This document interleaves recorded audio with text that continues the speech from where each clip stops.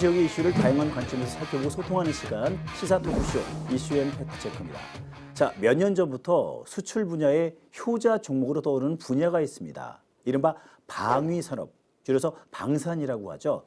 황금기를 맞은 K방산, 국내외적으로 무기 수요가 많이 증가하고 있고 그에 부응하기 위해서 각 지자체마다 방위산업을 육성하고 있습니다. 우리 구미도 마찬가지인데요. 어떠한 장점이 있는지 우리 구미의 방위산업 육성 계획에 대해서 알아보도록 하겠습니다. 자, 두 분 모셨습니다. 경운대학교 무인기공학과의 박정수 교수, 구미시청 경제산업국의 지영목 국장 두 분 나오셨습니다. 어서 오십시오. 안녕하십니까. 반갑습니다. 네. 자, 먼저 교수님께 여쭤보겠습니다. 우리 구미시의 방위산업 육성 계획 알아보기 이전에 우리나라의 방위산업 현황을 짚어보겠습니다. 이 방위산업이 중요한 건 알지만 미래 먹거리로 부상하고 있거든요. 그 이유가 뭘까요? 우리나라의 방위 사업은 이제 70년대, 80년대에는 사실은 기술력이라든지 역량 자체가 거의 없었죠.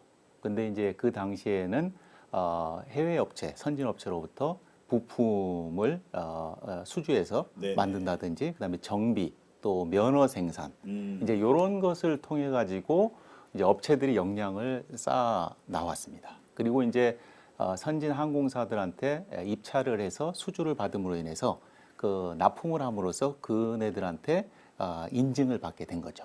그러고 나서 이제 80년대, 90년대 오면서 우리나라의 독자 완제기를 만들기 시작하게 됩니다. 네네. 그런데 이제 우리나라의 중요한 특징은 우리나라의 그 수요가 군이 있었다는 거죠. 네네. 육해공군에. 그래서 육해공군 무기를 이렇게 생산할 수 있고 또 납품할 수 있고 실증 인증을 받을 수 있는 주체가 있었다는 거죠. 그래서 90년대, 2000년대 이 완제기를 우리 군에서 쓰면서 일정 기간이 흐르면서 그거에 대한 결과를 볼 수 있지 않았겠습니까? 그러면서 이제 해외에 이 제품을 수출하고 하는데 실증과 인증이 되는 어떤 제품이기 때문에 해외 업체가 그걸 쓰면서도 굉장히 그 성능을 인정해 주게 되는 거죠. 그래서 KT1이라든지 K9, 또 T50 이런 어떤 우리의 지금 주력 수출품들이 전부 다 우리 군의 테스트 베드화 돼서 실증과 인증을 받은 그런 제품이기 때문에 해외 그 국가에서도 굉장히 믿고 신뢰하는 그런 제품으로 해서 신성장 동력화 산업이 된 거죠. 네. 예. 원래 한국이 제조업 강국 아니겠습니까? 맞습니다. 작은 반도체건 자동차 배건 간에 워낙 잘 만드니까 예. 무기 산업도 그러하고 그리고 북한과 대치하고 있는 이 위기 상황도 예. 어쩌면 요인이 됐겠네요. 맞습니다. 예. 그 우리나라의 어떤 제품이 우리나라가 지금 기본적으로 굉장히 검증된 네네. 무기 체계를 갖고 있어요.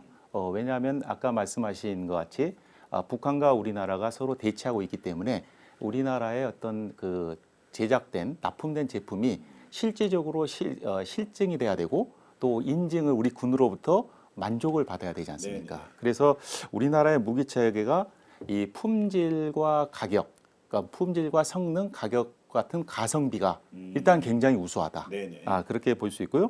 또 우리나라의 특징 상의 하나가 최단 기간 내에 고객이 요구하는 납기를 지켜준다는 점.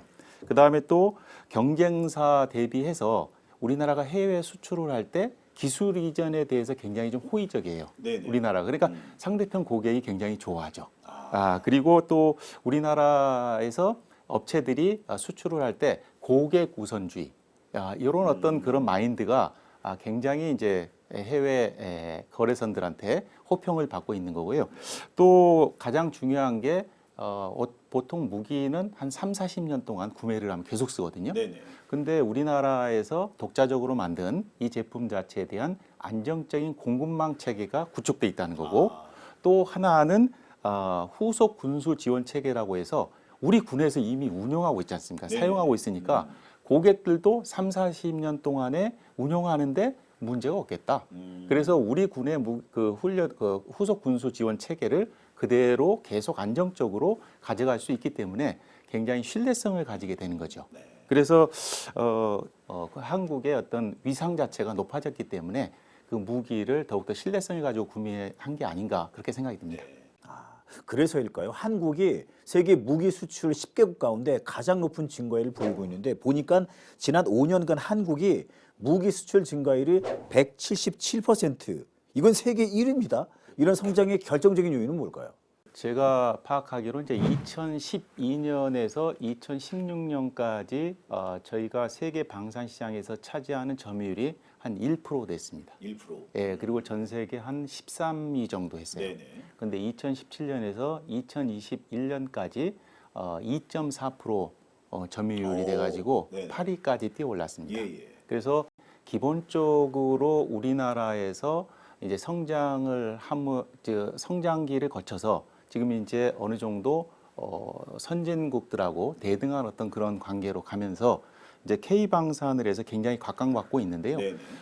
기본적으로는 가장 그 고객들한테 그 호응을 얻는 게 일단 가성비가 좋다. 명확하게 품질이 우성하다. 네네. 그 다음에 납기를 철저하게 지켜준다. 그리고 이제 그 나라가 원한다면 공동 생산이라든지 기술 이전 이런 거에 대해서 굉장히 호의적이다. 이제 이러한 부분들이 서로 맞물려서 우리나라가 이 지금 신성장 동력 산업화되는 정도까지 이 방산 수출이 많이 이루어지고 있지 않나 그렇게 생각이 듭니다. 네. 우리 국장님, 구미시도 미래 산업을 육성하기 위해서 방위 산업에 굉장히 공을 들이고 있는데 우리 구미시가 가지고 있는 장점이 있겠죠? 그거 좀 알아보죠. 예, 구미시는 그 세계적인 방산 기술과 또 생산 능력을 갖고 있는 하나 시스템과 또 LIG 넥스원 네네. 갖고 또 그 중소기업으로 189개의 방산 관련 기업들이 있다는 게 첫째 장점이고, 두 번째로는 이제 전자 전기 쪽에 구미에 1,700개의 기업들이 있습니다. 이 기업들이 언제든지 방산 쪽에 뛰어들 수 있는 그런 그 여지가 있습니다. 그래서 구미는 기본적으로 국가 1에서 5단지 있을 뿐 아니라 관련 주변 기업들이 많기 때문에 방산에 성장할 수 있는 그 토대가 튼튼히 되어 있다 하는 게 최고 장점입니다. 하기야 무기도 전기, 전자, 통신 장비가 굉장히 중요한데 그 인프라에 관해서는 구미가 또 최고 아니겠습니까? 네. 그래서 구미가 K방산 수출 허브 도시를 위해서 굉장히 노력하고 있는데 올해 2023년에 방위산업 육성 계획에 대해서 좀 들어보죠. 예, 5개 가지로 저희들이 이제 정리를 했습니다. 네네. 그 첫 번째가 이제 방산 혁신 클러스터 유치가 제일 큰 하나의 이제 계획이고, 네. 두 번째가 방위 산업 중장기 기본 계획을 저희들이 수립을 하려고 합니다. 한 1억 원의 사업비를 해서 올해 내로 중장기 과제로 저희들이 추진할 계획이고, 세 번째가 구미 국방벤처센터 기술 이전 지원 사업을 예산 6억 원으로 네네. 추진을 하려고 합니다.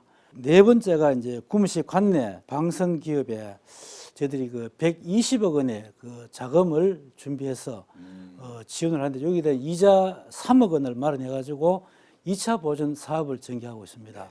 그리고 다섯 번째 국비 150억 포함해 가지고 330억 규모의 방산 항공 우주용 탄소 소재 부품 랩 팩토리를 저희들이 구성하고 있습니다. 네네. 요 크게 5가지가 원래 계획으로 볼 수 있겠습니다. 자, 교수님, 이제 전자산업 메카였던 구미가 방위산업 메카로 거듭날 수 있는 좋은 기회가 되겠습니다. 또 어떤 걸 준비해야 될까요? 네, 맞습니다. 이제 구미의 강점이 아까 말씀드렸습니다만은 이제 통신, 뭐 드론, 반도체 이런 부분 아니겠습니까? 즉 전자 산업에 있어서 굉장히 큰 강점을 갖고 있죠. 네. 근데 우리나라의 그 국방 산업에 있어서 가장 취약한 점이 이 전자 산업입니다. 왜냐하면은 국방에 관련된 대부분의 전자 부품을 육해공 무기 공이 해외에서 수입하는 그렇죠. 형편이어서 이 전자 산업 부분을 빠른 시일 내에 상용화의 첨단 기술을 갖고 있는 구미시를 국방 그 산업화로 전환할 필요가 있습니다. 네네. 그렇게 됨으로 인해서 각 업체들의 비즈니스를 확장할 수가 있고 또 산업을 활성화할 수 있는 측면이 있는 거죠. 그래서 우선 국내 국외적으로 나누어 가지고 국내에서 개발되는 완제기 제품 같은 경우는 사실은 인증을 우리나라 정부에서 하거든요. 네. 그러니까 정부의 인증을 받으면은 장착해서 테스트를 할 수 있는 거죠. 근데 해외 그 어떤 완제품 같은 경우는 해외 그걸 만드는 업체한테 인증을 받아야지 납품을 할 수 있겠죠. 네네. 그래서 이제 필요한 게 그 항공 방산 물류 전시회가 9월 달에 경북하고 이제 구미하고 해서 아마 전시회가 열릴 예정인데 네네. 여기서 가장 중요한 게 이제 지자체 같은 경우에 이 구미에 있는 업체들이 사실은 선진 전자 업체들을 방산 업체들을 만난다는 게 사실 쉽지 않지 않습니까? 그러면은 이런 전시회를 통해서 유치를 해서 그런 업체들이 참여를 하게 해서 우리 구미의 그 전자 업체들하고 서로 매칭을 좀 네. 해서 협상을 하게 하고 서로 소통하게 하고 어떤 부분을 참여할 수 있을지를 협의할 수 있는 기회를 줘야 됩니다. 네. 그리고 또 이런 구미에 있는 전자 업체들을 선진국의 어떤 방산 그 전자 업체들한테 그 안내를 해서 같이 좀 둘러볼 수 있고 네네. 거기에서 협의할 수 있는 그런 기회를 주는 게 굉장히 필요하다고 생각을 합니다. 그리고 이제 지자체 차원에서 그 연구 개발, 그러니까 이 상용화된 전자 제품을 방산 쪽으로 전환하려고 하면 업체들이 사실은 자금력이 굉장히 어렵잖아요. 네네. 그러니까 중앙 정부하고 협의해서 이러한 제품을 군 수요에 부합되게 개발해야 될 거에 대한 거를 타겟을 정해서 연구 개발 자금을 지원한다든지 그 다음에 이제 향후에 그런 어떤 방산으로 전환됐을 때 인력 양성이 굉장히 중요하잖아요. 그래서 방위 산업의 인력 양성을 산학연이 서로 협력해 가지고 할 수 있도록 지자체가 지속적인 관심을 갖고 지원을 해줘야 될 거라고 생각을 합니다. 훌륭한 인재가 배출되면 또 산업도 활성화되고 예. 사람이 모이기 때문에 인구 증가에도 도움이 되지 않겠습니까? 그렇습니다. 굉장히 좋은 질문이신데요. 구미시가 최근 몇 년 동안에 그 어떤 인력이 굉장히 좀 줄어든 침체기라고 할 수 있지 않습니까?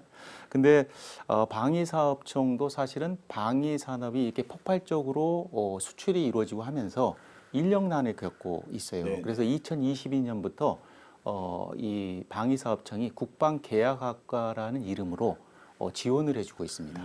그래서 이제 국방의 그 5대 핵심 사업이 인공지능, 또 드론, 반도체, 로봇, 우주거든요. 그래서 국방 클러스터라고 하는 이 사업을 6군데를 이제 이런 분야를 중점으로 해서 선정하려고 하고 있는데요. 그래서 구미도 경북도하고 협의를 해서 지방 자체 인력, 그러니까 다른 어떤 서울시나 뭐 서울이나 수도권에서 이렇게 지방으로 오기는 굉장히 쉽지 않지 않습니까? 네네. 그래서 경북 구미에 있는 대학에 이 방위사업 학과 계약학과 형식으로 만들어서 지원을 해줌으로 인해서 그 구미의 인력들을 자체 충당을 해서 네. 공급하는 그런 게 좀 필요할 것 같고요. 그 다음에 이제 구미가 국방혁신 클러스터 선정 시에 지자체 그 업체 간의 방산 연구 개발이 굉장히 활발할 겁니다. 그리고 이제 비즈니스 활성화로 해서 방산 업체로 전환할 경우에는 큰 폭의 인력이 필요하거든요. 네네. 그렇게 됐을 경우에는 구미 산업체와 연구기관, 학교 간의 굉장히 협력이 중요한데 여기에서 필요한 인력들의 증가는 불가피하게 굉장히 많이 큰 폭으로 필요하기 때문에 미리 사전에 준비를 해야 될 거라고 생각을 합니다. 국장님, 방사는 다른 분야와는 다르게 민관, 산, 학이다, 군까지 정말 여러 주체가 유기적으로 소통해야 되지 않겠습니까? 근데 그 가운데 구미시가 컨트롤 타워 역할을 잘 해야 되는데 어떤 역할을 수행하게 될까요? 예, 우리 그 방위 산업의 특성상에 진입 장벽이 높고 좀 폐쇄적인 경우가 좀 많습니다. 네네. 보안도 관계되어 있고 안보가 직결되어 있기 때문에 그래서 우리 구미는 2019년부터 28명의 구미시 방위산업 발전 협의회라는 것을 만들어서 이제 분기별로 회의를 하고 방위산업 발전에서 토론하고 있고 지난해 10월에는 관내 82개 기업으로 구미 방위산업 기업 협의회를 창립해서 하나시스템과 LIG 넥스원의 그 두 분이 회장을 맡아가지고 공동회장으로 현재 운영을 하고 있습니다. 네네. 거기다가 이제 방사청의 또 구미 국방벤처센터와 함께 현장 소통 간담회를 수시로 기업에서 열고 있습니다. 이것이 작년에 방위산업청 그 하반기 적극 행정 사례로 이제 발표될 만큼 네네. 활발하게 운영하고 있습니다. 예. 어쨌든 우리 구미 지역의 산업 구조가 체질 개선도 이루어져야 되겠고 대전환이 필요하겠습니다. 자, 그럼 지금부터는 방산혁신 클러스터 얘기를 해보겠습니다. 방위사업청이 2020년부터 선정을 하고 있는데 첫 번째로 선정된 곳은 경남 창원이었고 작년에 우리 구미와 각축전을 벌인 끝에 대전이 선정되지 않았습니까? 그러니까 두 번이나 고배를 마신 건데 그 이유는 어디에 있을까요? 2020년도에는 이제 부품 국산화 쪽에 포커스를 맞추다 보니까 아무래도 창원이 기업도 많고 또 기본 인프라가 조금 더 우수한 이런 형편입니다. 그러다 보니까 이제 창원이 되었고 지난해에는 연구 개발 쪽으로 이제 중심을 맞추다 보니까 아무래도 대전 쪽에 국방학 연구소도 있고 또 이제 대덕 연구단지가 있어가지고 정부 출연 연구소가 많다 보니까 대전이 이제 선정된 걸로 이렇게 판단하고 있습니다. 세 번째 선정 도시가 이제 다음 달 4월에 결정이 되는데 희망을 가지고 지켜보고 있습니다. 교수님은 삼수를 하게 된 우리 구미시의 원인은 어디 있다고 보십니까? 예. 구미시 경북하고 이제 구미시가 노력을 많이 했지만 상대인 어떤 창원이나 그다음에 대전이 그만큼 또 노력을 했다고 하기 때문에 그 먼저 선정된 그곳에 또 나름대로 칭찬을 해주고 싶고요. 근데 이제 구미도 실패를 그냥 실패로 끝나지 않고 이거를 반면 교사 삼아서 굉장히 그 도전해 온 것을 저는 개인적으로 굉장히 칭찬하고 싶습니다. 그래서 보통 이제 이 국방혁신 클러스터를 선정하는 데 있어서는 어떤 정성적인 어떻게 보면 약간 정무적인 그런 어떤 판단도 있을 것이고 또 그 하고자 하는 의욕 그런 어떤 지자체의 열망도 반영된 제안서도 있겠죠. 근데 구미시만의 그동안의 그 핵심 키워드를 잡아 나가는데 시간이 좀 걸렸다고 저는 개인적으로 생각을 합니다. 그래서 근본에 구미시가 키워드로 잡은 미래 전자통신 기반의 유무인 복합체계 요거는 제가 봤을 때 현 정부의 국정 아젠다이기도 하고 또 구미시가 가지고 있는 강력한 인프라를 기반으로 해서 하는 거기 때문에 굉장히 적합한 아이템이라고 생각을 하고요. 근본에 이제 곧 그 결정을 하게 되겠습니다만은 경북 구미가 좋은 결과가 있지 않을까 이렇게 개인적으로 생각을 하고 성공을 기원하고 싶습니다. 예. 우리 구미만의 전략을 정부에 어필하는 것도 중요하고 우리 시만의 혁신 과제도 필요한데 어떻게 준비하고 있는지요? 지금은 두 번 실패했습니다만 요번에 그 국가의 과제가 지역 중점 전략 산업과 국방 5대 신산업을 접목해서 발전 방향을 이제 구체적으로 세워라 하는 게 제목입니다. 거기 보면 우리는 지역 전략 산업이 중점 전략 산업이 벌써 있습니다. 그래서 이것을 더 강조를 하고 그 지역의 이제 전자통신, 반도체, 2차 전지 이와 장점을 최대한 살려서 또 지역에 있는 하나 시스템, LIG 넥슨과 연계해 가지고 이제 시너지 효과를 통해 가지고 방산 수출 도시로 우뚝 서겠다 하는 이런 전략을 세웠습니다. 이번에는 틀림없이 구미가 될 거로 믿고 열심히 준비하고 있습니다. 그래야죠. 근데 5년간 정부가 245억을 지원한다고 했는데 이 액수는 좀 너무 적은 거 아닌가요? 어떤 경제적 효과를 기대할 수 있는지 그 점도 좀 살펴볼까요? 만약에 이제 지역이 되면은 저희들이 일단 150억 원의 그 첨단 방위 산업 진흥 센터를 1공단 내에 세울 겁니다. 세워서 거기다 95억 원으로 각종 시험 인정 장비를 들어 넣어서 기업들이 이용토록 하고 두 번째는 이제 9명으로 방산혁신 클러스터 사업단이 구성됩니다. 이 사업단에서 방산 소재 부품 연구 개발 또 각종 기업 지원 등을 하게 되고 세 번째로 이제 저희들 기존 민수 기업에서 이제 방산 기업으로 전환을 한 50개 기업 그리고 또 새로운 방산 기업 창업을 한 50개 기업 정도로 제가 계획하고 있고 앞으로 2,000명의 이제 취업 유발 효과가 이제 앞으로 생기게 되어 있습니다. 작년에 저희들이 이제 MOU를 했습니다만은 하나 시스템이 벌써 2,000억, LIG 넥슨이 1,100억, 또 다행히도 구미 사공단에 삼양 컴텍이라는 이제 방산 기업도 들어왔습니다. 이 기업도 작년에 387억 MOU를 했습니다만 앞으로 더 많은 이제 구매 투자가 일어날 것으로 이제 보여지고 또 기대가 됩니다. 제2의 도약 가능성도 꿈꿔볼 수 있겠네요. 예, 예. 굉장히 많은 분야가 이제 필요하기 때문에 사람도 그렇고요. 네.